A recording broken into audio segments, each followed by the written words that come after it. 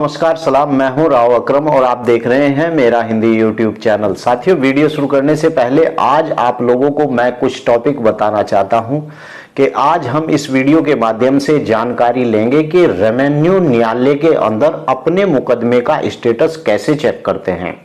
तो चलिए इसी के ऊपर मैं जानकारी दूंगा और आपको बताऊंगा कि रेवेन्यू कोर्ट के अंदर यानी कि रेवेन्यू न्यायालय के अंदर कौन कौन से वाद या कौन कौन से मामले रेवेन्यू कोर्ट के अंदर जाते हैं।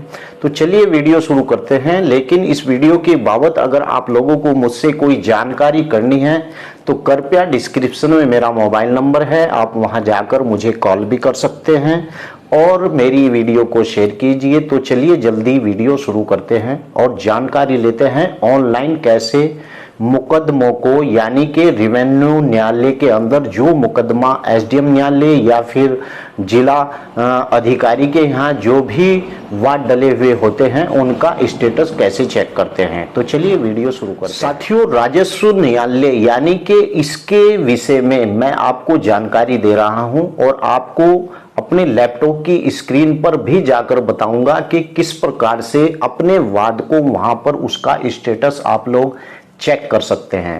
पहले मैं आपको बता दूं कि रेवेन्यू न्यायालय के अंदर कौन कौन से वाद जाते हैं।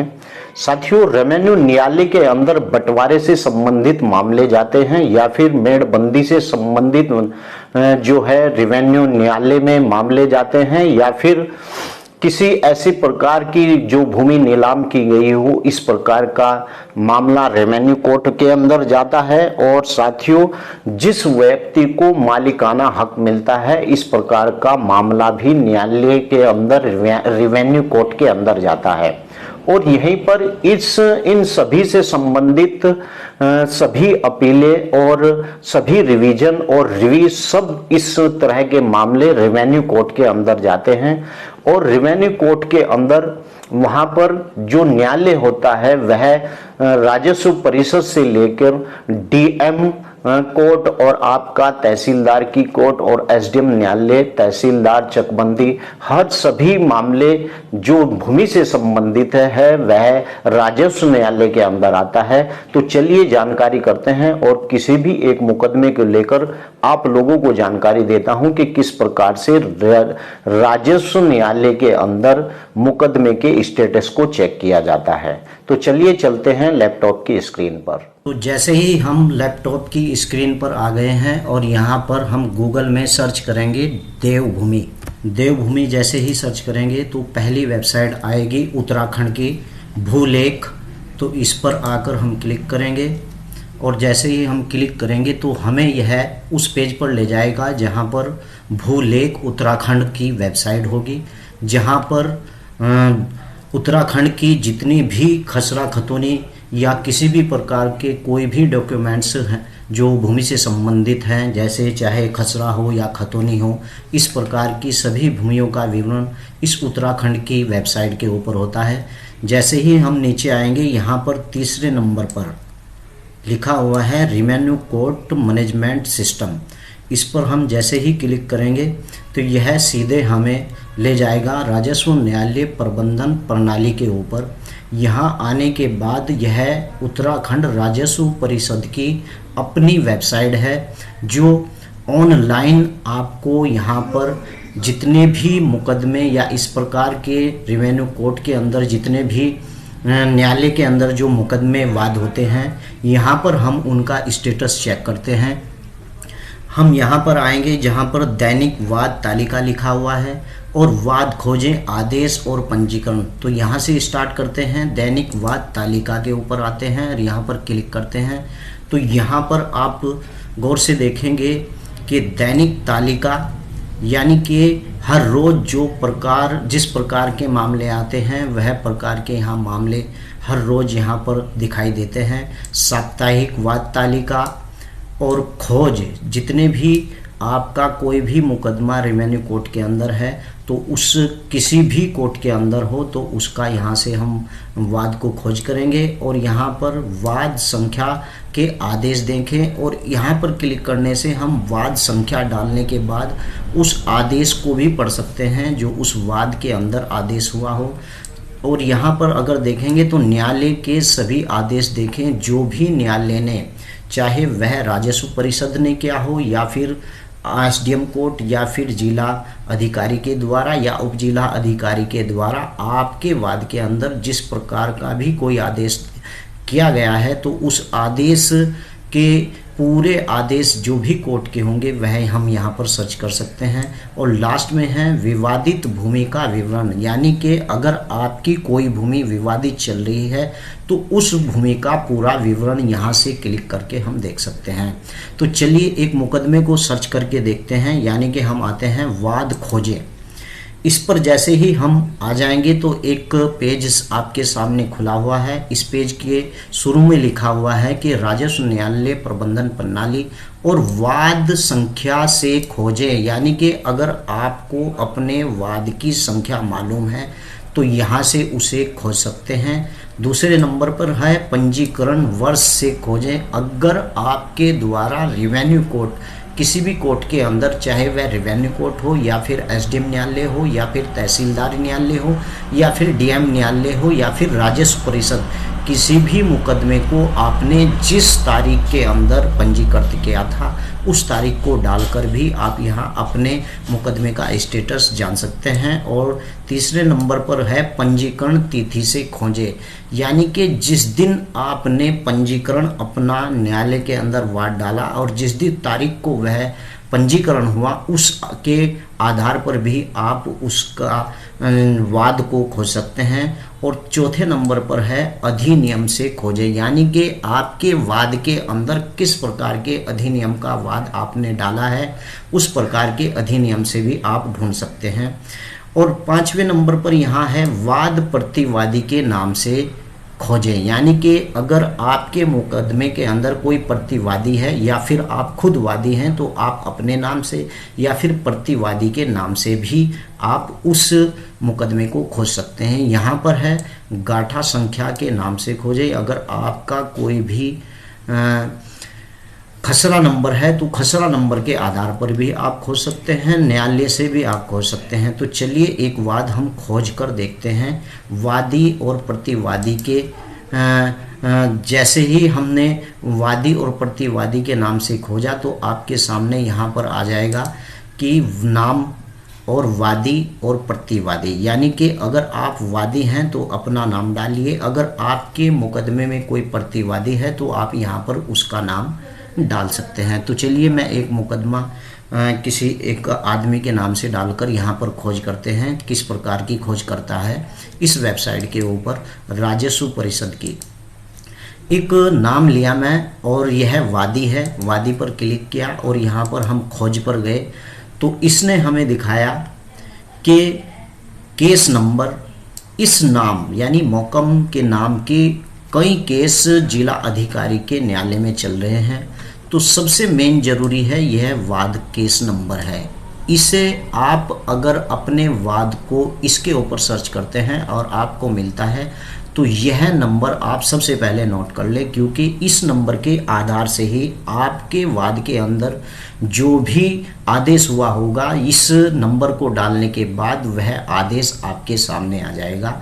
और दूसरे नंबर पर है अधिनियम, यानी कि यह मामला जो चकबंदी अधिनियम 1953 के आधार पर दर्ज हुआ था और इसके अंदर क्या धारा लगी, धारा 48, और किस कोर्ट में चल रहा है, एसडीएम कोर्ट के अंदर यह चल रहा है। इस वेबसाइट के द्वारा जब हमने एक नाम डाला तो उसने जितने भी न्यायालयों के अंदर इस व्यक्ति के नाम से मुकदमे चल रहे थे, यानी कि जितने भी व्यक्ति इस नाम के हैं, राजस्व यानी कि रेवेन्यू न्यायालय के अंदर जितने भी व्यक्ति मोहकम के नाम के हैं उन सबका पूरा बायोडाटा इस वेबसाइट के ऊपर निकलकर सामने आया है। यहाँ पर वादी और प्रतिवादी का नाम, यानी कि वादी का विवरण और प्रतिवादी का विवरण, यानी कि यह वादी है और ये प्रतिवादी है। यहाँ पर रजिस्ट्रेशन की तारीख, यानी कि यह वाद 22 जनवरी 2021 में इसके द्वारा डाला गया था। और 29 अग्रिम तारीख जुलाई इसमें सुनवाई की डेट लगी हुई है। यहाँ पर प्रतिवादी को नोटिस तामील यानी कि कार्रवाई, नियत कार्रवाई किस प्रकार से हुई। नियत कार्रवाई का मतलब है प्रतिवादी नोटिस तामील यानी कि यह वाद प्रतिवादी को नोटिस तामील करने की स्थिति पर है।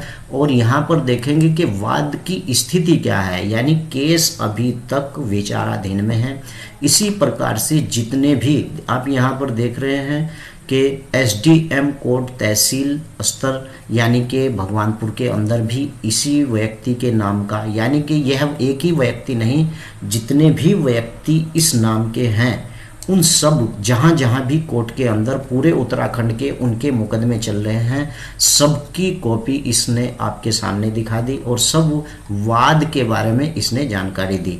यहाँ पर देखेंगे कि इस प्रकार से वाद से जो जुड़े आदेश हैं, हमने अगर यहाँ पर क्लिक किया वाद संख्या से आदेश देखें तो यहाँ पर इस प्रकार से यह हमें ले जाएगा वाद संख्या से खोजें, यानी कि जो मैं आपको बताया था कि जो वाद संख्या है उसे नोट कर लेनी चाहिए। मैंने यह पहले ही कॉपी कर लिया है, तो मैं आपको दिखा दूं कि इस वाद के अंदर कौन से प्रकार का आदेश हुआ है। तो चलिए डालते हैं। यह कैप्चर कोड आपको यहाँ फिल करना होगा और जैसे ही आप यहाँ पर इसे फिल करेंगे और जैसे ही खोज पर क्लिक करेंगे तो इसने हमें बताया है कि इस मुकदमे के अंदर यानी इस वाद के अंदर अभी किसी प्रकार का आदेश नहीं हुआ है।